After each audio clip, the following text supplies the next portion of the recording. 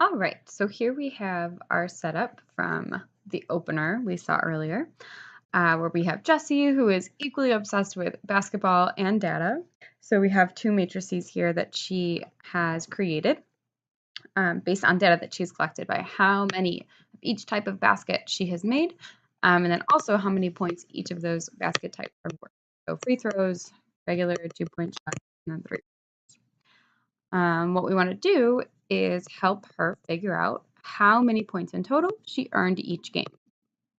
We're going to look at this from a contextual standpoint. First, it should make sense why we're doing the things that we're doing because you can see the headings. You kind of know what should happen or what numbers need to be multiplied just logically. Then we'll take a look at how we can think about multiplying matrices without context. What are the steps that you will always do, whether you understand why because of the context or you don't because there is no context? The steps still stay the same. So, if we take a step back, let's first identify the dimensions of each of our matrices. So our first one, because we have 5 rows and 3 columns, and that's 5 by 3 underneath here. As for our points, it has 3 rows and 1 column, so it is a 3 by 1. And what we want to do in order to figure out how many points she scored each day or each game, well, we kind of know it's going to make sense for us to, we want to first look at Monday. We'll multiply the number of free throws by how many they're worth. We'll also multiply the number of regular shots by the amount that they're worth. And then separately, we'll take the number of 3-pointers she made, multiply it by how many points those are worth, and then we'll add them all together. So if we're looking at the number of points that she scored on Monday, what we're going to find is we've got 3 times 1 plus 7 times 2 plus 2 times 3. So we've kind of matched up all of these data points, multiplied them together, and then took the sum. Okay. We have all these colors, so I'm going to have fun with them. Let's do orange. So if we do the same thing for Tuesday. For Tuesday, got 1 free throw worth 1 point, plus 9 regular baskets worth 2 points each, and then 3 3-pointers. Again, obviously, it's included in the name, worth 3 points. For Wednesday, we have 0 times 1 plus 6 times 2 plus 2 times 3.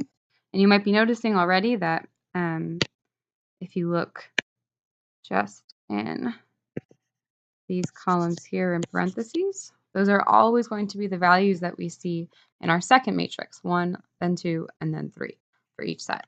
And that's no accident. It's because each sum that we get is a result of taking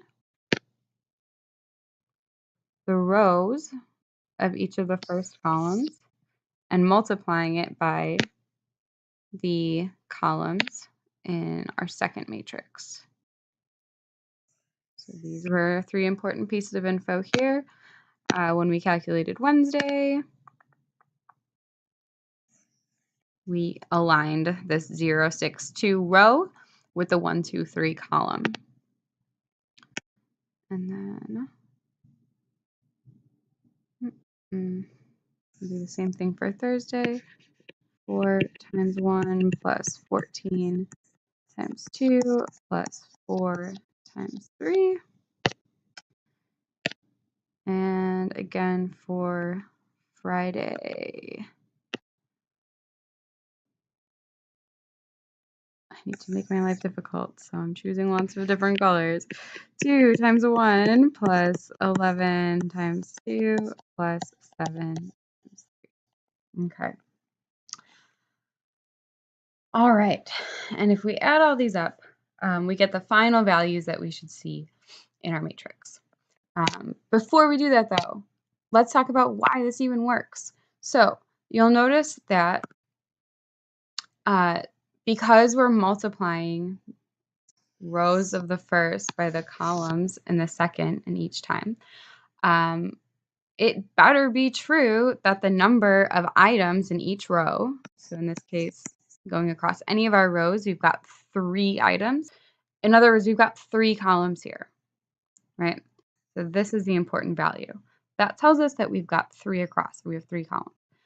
In our second matrix, because we're always taking those 3 values, or however many, we're multiplying it by the corresponding values in the columns here, we're interested in knowing how many down or how many rows each of these go.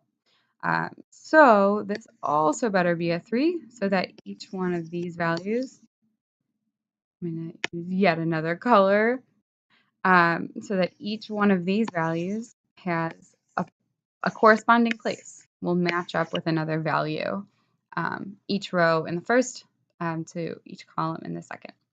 So we're looking to make sure that these 2 values match up.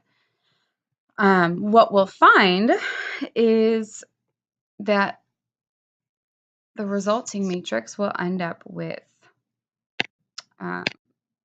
corresponding to our other dimensions.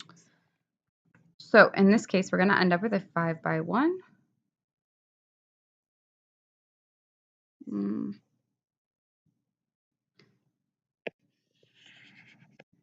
our 5 by 1 will just be the sum of these quantities here. So I will try to use the same colors, but it makes sense. So this first one will add 3 plus 14 plus 6 and get 23. Then in orange, we'll add 1 plus 18 plus 9 and get 28.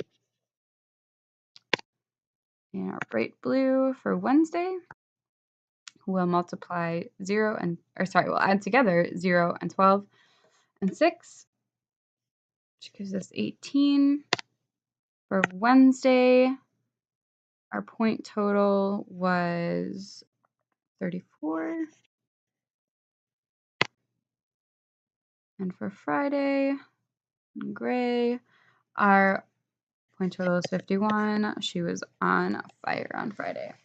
But this is how we are multiplying our matrices. One other quick thing, because it can help to understand why we get the dimensions of the matrix that we do. If we think about trying to find this spot here in our resulting matrix, it's in the 3rd row and the 1st column, which it is no coincidence that in order to produce this value, we were looking at the 3rd row of the first one and the 1st column of the second one. So our final matrix will have the same number of rows as the first one and the same number of columns as the second one, which is why we end up with a 5 by 1 in this case.